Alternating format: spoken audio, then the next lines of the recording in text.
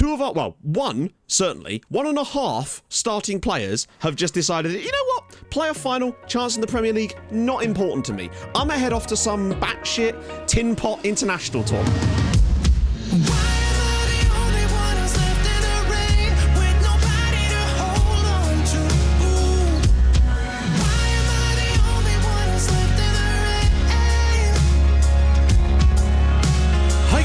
And welcome back to another episode of Rebuilding Bolton. If you're enjoying it, of course, drop a like, but maybe save your like to see what happens in this one, I suppose. So, it's the playoff final. Wembley Stadium, Bolton Wanderers versus Derby County. I mean, we finished 8 points clear of them in the league. Our goal difference is 31 better than them, but it doesn't matter at this point. But I do think that we will be riding high after one of the most incredible turnarounds I've had on FM. That second half performance against Stoke City. I mean, I don't think we deserve it based on that alone, but the players do for the performance they put in there, but they need to step it up today as well. That's the key. Someone also pointed out in the comments that 91 points would have been the highest ever tally of points to get in the Championship and not be automatically promoted. Sunderland got 90 in 1997, and I thought, awesome, that sounds good. That seems like something we would, a record we definitely want to have, except we don't even have the record, would you believe? Because in 2022, Norwich City got 92 points and didn't get automatically promoted. Not only did they not get automatically promoted, they finished 15 points behind the automatic promotion spots. That's the year that Leeds and Southampton both got 107 points. Imagine getting 107 points and not winning the league. Also, Swansea got into the playoffs that year with 79 points. So, yeah, Norwich did actually go up, though. So that's a good sign on our part, is what I would say. One final piece of interesting information is the fact that Crystal Palace sacked Brendan Rodgers because they lost the FA Cup final. I understand that they maybe probably sacked him more likely because, you know, they didn't get in the playoffs. I can understand that kind of logic, of course. But they got to the FA Cup final and they lost to Sheffield United. Sheffield United won the FA Cup under the tutelage of Patrick Vieira. It's a weird timeline we're living in, isn't it? Anyway, that's enough nonsense. Let's get into today's festivities at Wembley and see who's actually available. We've had a nice 2-week break. James Bree technically is available and will be on the bench today. But, and there's a big but here, he may have to start because something else has happened. And that thing is the fact that Lacazette Roche and Ryan de Silva have buggered off on international duty. One and a half starting players have just decided, you know what, playoff final, chance in the Premier League, not important to me. I'm gonna head off to some batshit tin pot international tournament. I don't even know where he's at. Where is he? On international duty with the France under-20s. Oh, so important, mate. Absolutely fantastic. Couldn't have just put that off for a bit, could you? So, yeah. That means changes will be needed, and it might actually rely on James Bree coming back in again, which is not ideal, I'll be honest with you. Now, obviously, we've reverted tactically back to what we were doing before because we set it to next match only, and I am going to stick with this. However, I do feel like it gives us options, potentially, for things to change in games that perhaps aren't going quite our way. The get stuck in and through the middle, maybe even the tempo thing, could be stuff we could use to change things to our advantage should things start to go a bit south in other games. So we're going to lose an awful lot of goals in the team just without that alone. So we'll do a selection advice and see what even comes up at this point. What are we thinking? So Charlie Good obviously has to come in. That makes perfect sense. Lawrence to right back or James Bree. He's only limited to 45 minutes, but I feel like I'd rather have James Bree than Henry Lawrence, and that will allow Lawrence to play in his actual role and James Bree to play in his actual role, because we know how good James Bree can be this season, and I think that might well be the lineup. It does feel harsh to have O drop out, but I feel like Low Everton, I mean, he scored the equaliser against Stoke, and I feel like he needs to be in this team, and I feel like this is not far off of our strongest lineup possible, with the exception of definitely needing Wendy.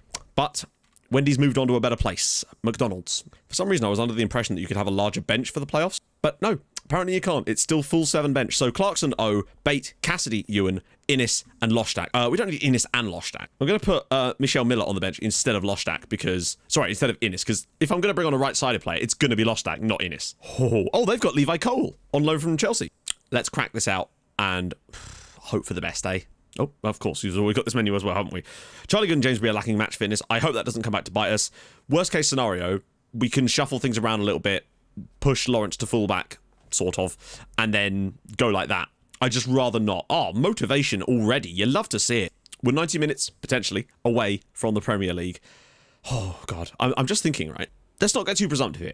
In fact, no, I'm not even going to say that, because I'll ask that question if we actually get promoted. That's the key question right now, but we'll talk about that later. So, Bolton versus Derby County. We are drawn as the home team and yet are playing in our away kit because reasons. So we'll be playing in the yellow today, or will we? I think that means we'll actually be playing potentially in our blue kit, which we'll take. It's fine. I don't mind a bit of the blue. Let's get out there and go and grab ourselves a victory in the playoff final. It's all we can do. I mean, after that performance against Stoke, they'll be riding high. The confidence will be high. Derby will feel pretty confident as well, though, smashing Birmingham 4-1. I mean, that is a good result for them. But what I'd say is, we've been extremely good against Derby in both games against them this season. And, oh no, right, okay. Tyra, there's 5-6 players around him. Somebody foul him. If you let him through, how have we not got the ball back out of that when there's 6-on-1? Like, there's no excuse to not win the ball there. We have to be more aggressive, and that's what concerns me. And that was one of the things that I felt we were bad against Stoke for. Oh, Lord. Oh, Lord. Just by not clearing our lines enough as Tyra's through, and an unbelievable tackle. I've said unbelievable tackle a lot lately, I realise, but it's still a great stop. Set pieces will definitely be a good target for us, but the lack of Lacazette Roche could cause us problems as Critchlow Noble's header is in the back of the net. Bolton Wanderers 1, Derby County 0. I just forgot it wasn't Wendy's headers that were causing us all the problems to other teams. It was RCM with his 7th goal of the year, and well, if there was ever a combination to come up for us in a game like this, it would be Regan Booty to Ramoni Critchlow Noble. We lead in the playoff final, and it's from a set piece, but I'll take it. Derby controlling an awful lot of possession so far in this game, which is quite unlike us. And so far, I'd say we're quite fortunate to be in front. But we've shown defensive solidity this season in the right places. And if we have to mug them off, we have to mug them off. It'd be about bastard time. Any highlights at all would be fantastic. We're just sort of letting Derby creep back into the game at the moment, and I am concerned that we may still have to change our approach slightly, because we can't afford to just sit for like 90 minutes at this point. How has he not cleared that?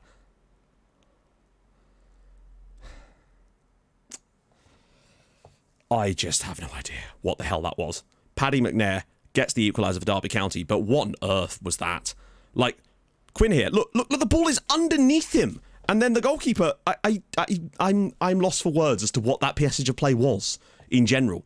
We'll give it to half-time, but I think I may have to make some changes tactically at half-time, because at the moment, we just don't look at the races. We've had 0.03 XG, and are extremely fortunate to have scored a goal out of it, quite frankly. Derby, however, probably good value for their goal. Just frustrating to concede it the way that we did there. Pirich now for Derby County. Going for the long ball. We should be okay here, though. I mean, we've let him bring that down as well. And Temenushkov. Okay, good. That's really backfired on them. Can we grab an unbelievable goal back in front by half-time? Lawrence. Just patience now. Good going for the long ball for Booty, and he might get there. He does. Regan Booty. Oh, imagine if his first goal of the season was in the playoff final. It might not be, though. James Bree! Oh, imagine if his first goal since returning was in the playoff final as Guy Porteous takes it out of play. I mean, it's hard to argue with the fact that we've been lucky. I don't know why it didn't count that as a shot, even though it clearly was. Possession-wise, we are struggling out so much right now, and I have to change this. Player's big fan of the team talk, though, which is a good sign. I'm going to do what we did last time. Up the tempo. I think we upped the tempo. I can't remember. It was one of my ideas. I don't know if we actually did it or not. Through the middle and get stuck in. We need to do something more aggressive in this second period. Because at the moment, I feel like this game is only going one way, and that's Derby County. And I want to just see a little bit more out of us in the second half. They've just been a bit lackluster. Frankly, we are so fortunate to be level in this match. Why are we so bad all of a sudden? Here we go. Low Everton's got it. Temenushkov might even be through here. It's going to be a terrible third. Oh my god, we've actually scored. I can't believe this. Bolton 2, Derby County 1. This would be one of the biggest muggings off in playoff final history. I'm sorry, I feel like I should be more enthusiastic. I actually just cannot believe that we're in front in this match right now. Brilliant from Low Everton here. I can't believe the space opens up. It's the way that he's able to jink back inside here. And the goalkeeper's just not done anything. I think he's unsighted. Bolton 2, Derby 1. That's 2 shots, 2 goals. That is ludicrous. I almost feel bad for being in front. I shouldn't, but I actually do feel bad about being in front in this game. Regan Booty's ball in. And Critchlow Noble's headed it in again. I cannot believe this is happening. Bolton 3, Derby County 1. Ramoni Critchlow Noble with the brace. Regan Booty with the assist. And we're 3-1 up. If we win this game after we've had 3 shots and scored 3 goals, it's not even down, it's down the middle. It would make up for all the times we've been mugged off this season. Look at this. It would make up for all the times we've been mugged off this season by other teams. It would all just come back to this one moment where it was all worth it. I think what I'm going to do, though, is move Lawrence back into that position and bring on O in a slightly different role, and maybe also freshen up the right-hand side with Loshtak as well. We're 16 minutes away from the Premier League, by the way, and I just don't feel like we deserve it, but we're there. We're literally this close to doing it at the moment. This is actually outrageous. We have had another shot, finally. But I can't believe it. We just need to be solid for the rest of this match. We're going to do it. It's just on extended highlights. It is on extended highlights. I don't know why it wouldn't be, but There's nothing happening. We've absolutely strangled Derby County to death. We're going to do it. We are going to do it. We're going to the Premier League. We've had 3 shots on target and they've all gone in. This is the ultimate muggery. It's Bolton Wanderers 3, Derby County 1, and we're going to be in the Premier League next year. And there it is! Come on! I actually cannot believe that's just happened. All 3 shots we had on target go in the back of the net. Derby can count themselves extremely unlucky in this match. We did not play well enough to deserve a win, let alone by 3-1. Ramoni Critchlow-Noble, despite scoring twice, only gets a 7.8. I mean, like I said, that makes up for all of the... Hang on, let's just get to the celebrations, shall we? We've got to. Sorry? Come on, do we get the... Oh! There's no celebrations? Does it think something else happened in this match? Or am I just going nuts here? What? It's like they wrote... It's like the news article thinks that Derby won. What the hell happened here? The news article is saying Derby won. Well, I mean, it's not. It's saying that we beat them here. But the thing past winners, Derby.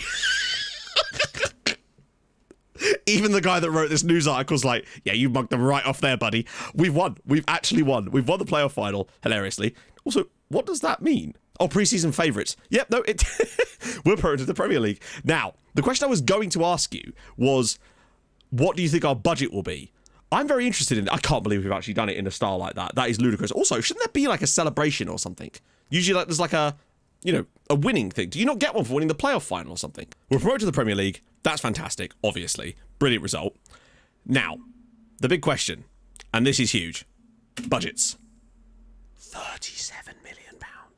Oh my lord. We've got about a £40 million transfer kitty, which obviously I'm not going to be able to spend all at once, but that's fine. I actually can't believe that.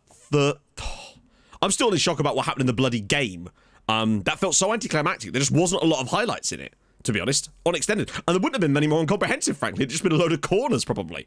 I just can't believe we won that game. Wow. I wonder if we'll get any messages about the new stadium at some point soon, wherever that's going to happen. Enjoying times at the club, I bet he bloody is. We're going to the Premier League. I'm untouchable. That doesn't surprise me, frankly, at this point. I actually can't believe that. I am still shooketh. That might be that might be the biggest mugging off I think I've ever had on FM go in my favour, genuinely. So, let's take a little gander at the Premier League. Man City win it very comfortably there with 1 defeat. They nearly do a full invincible season. Liverpool, Chelsea, Man United in there. Spurs and Leicester up there as well. Wow.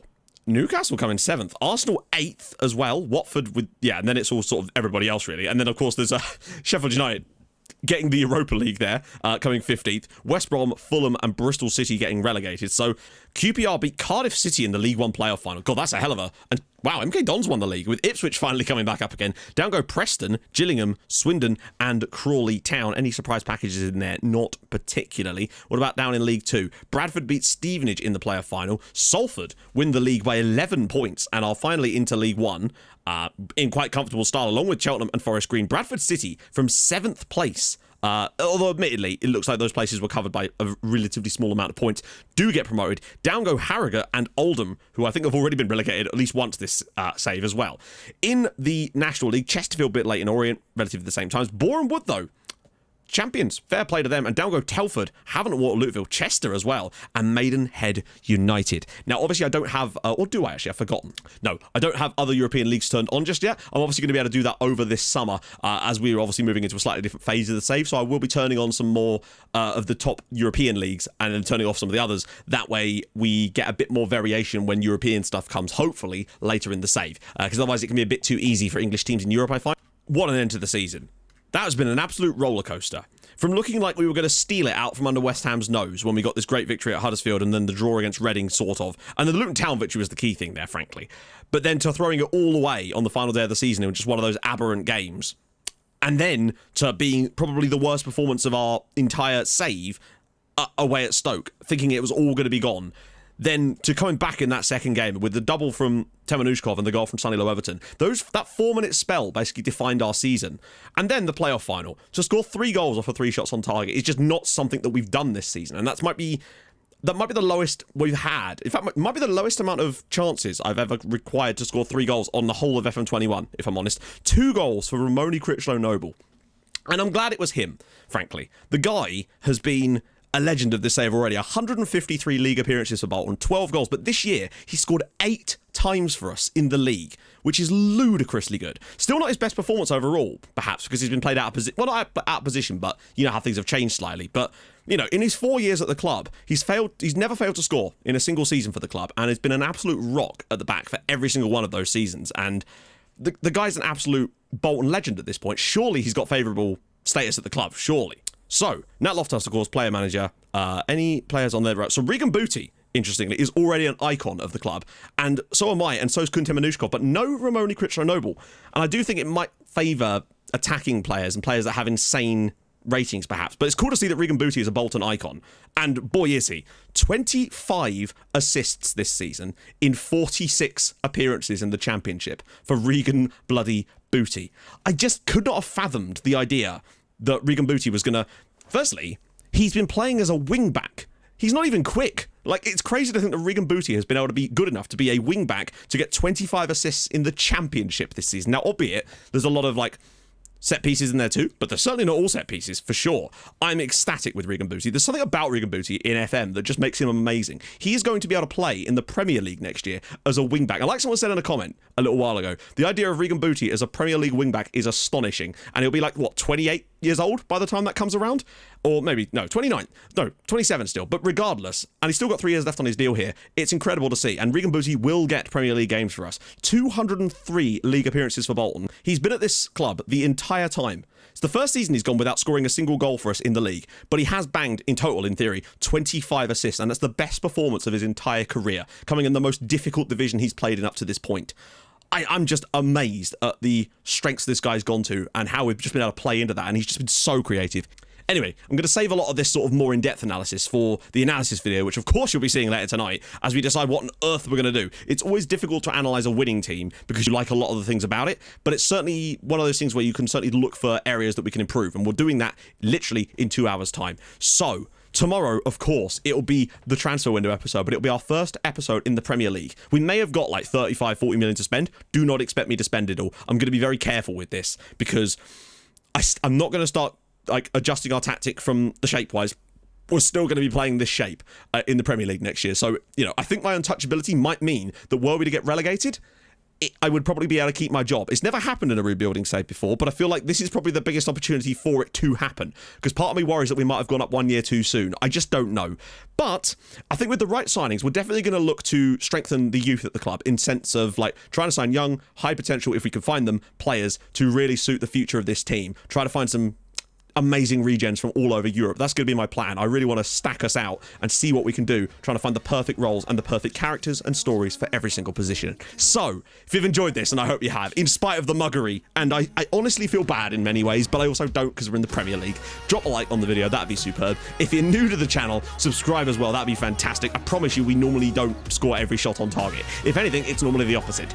And yeah, I stream on Twitch Tuesdays, Thursdays, and at the weekends, so go follow that over as well. And I'll see you guys tomorrow for some transfer goodies. I'll see you later for some analysis. Hold your gun, capybara.